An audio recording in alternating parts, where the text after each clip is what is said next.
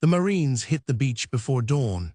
They went ashore without air support, without adequate ammunition reserves, without maps of the interior. They were 1,800 miles from the nearest American base. What they found on Guadalcanal was a Japanese airstrip, nearly complete, with construction equipment still running when the first Marine units reached the tree line. What they did not find were the Japanese soldiers, who had scattered into the jungle and were already organizing to take it back.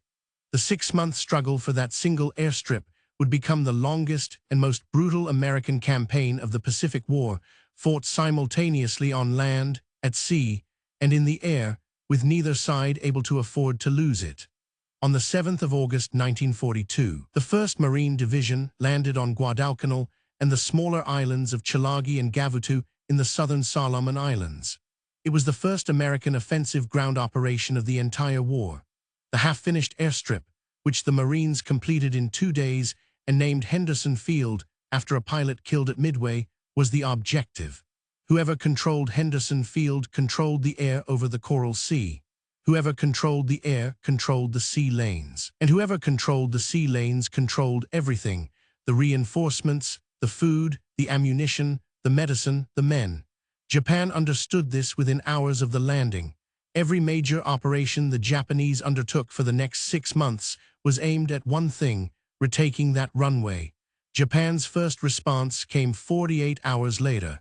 On the night of August 8th and 9th, Japanese cruiser force under Admiral Junichi Mikawa slipped south through the passage between the islands, soon to be named the Slot, and struck the Allied naval screening force guarding the transport fleet. The Battle of Savo Island lasted 32 minutes. 4 Allied heavy cruisers, USS Astoria, USS Quincy, USS Vincennes, and the Australian HMAS Canberra were sunk. Over 1,000 Allied sailors died in the darkness. The American transports, still half unloaded, withdrew. The Marines were left on the beach with 30 days of food, 3 units of fire, and no naval support. The waters around Guadalcanal began accumulating so many wrecked hulls, on both sides, that sailors eventually called them Iron Bottom Sound. On the ground, the Marines carved a defensive perimeter around Henderson Field and waited. Japanese ground attacks began almost immediately. On August 21st, Colonel Kiyono Ikiki led a regiment in a frontal assault along a sandbar on the Tenaru River.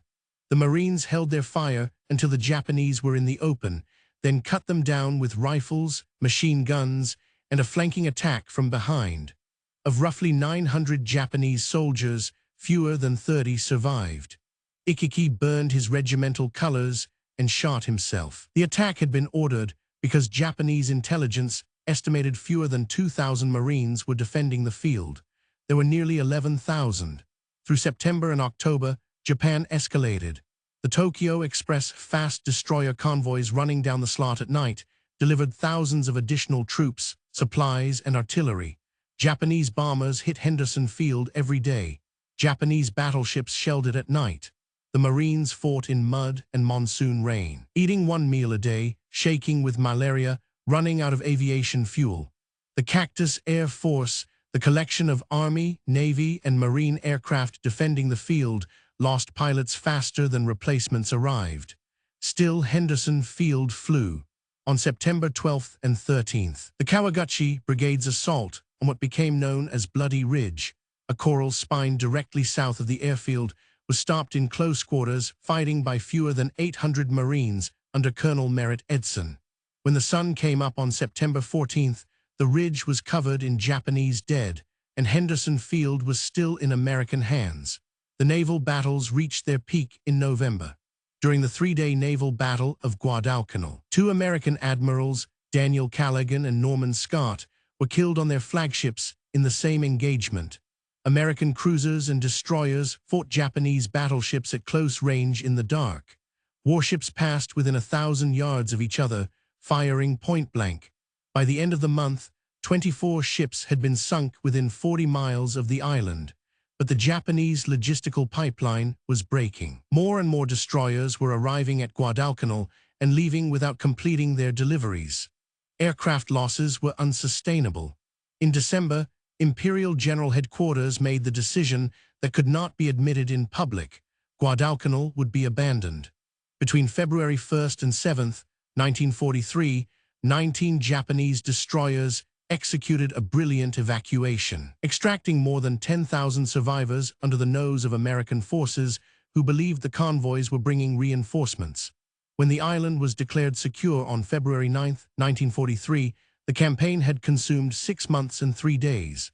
American losses were severe: 29 ships sunk, over 7,000 dead, 2 carriers badly damaged.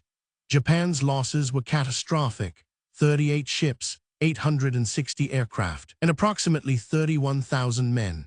The irreplaceable element was the pilots, the men who had struck Pearl Harbor, seized Southeast Asia, and won every engagement from December to June. Most of them never came home from the skies over Guadalcanal.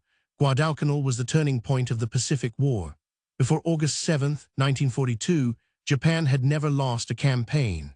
After February 9, 1943, Japan never stopped retreating. 6 months, 1 island, 1 airstrip. The Marines held it for the same reason Japan wanted it, because in the Pacific, everything depended on air, and air depended on somewhere to land. The men who fought there, sick, hungry, outnumbered, sometimes forgotten by their own supply chain, understood the stakes with a clarity that no map room in Washington could match.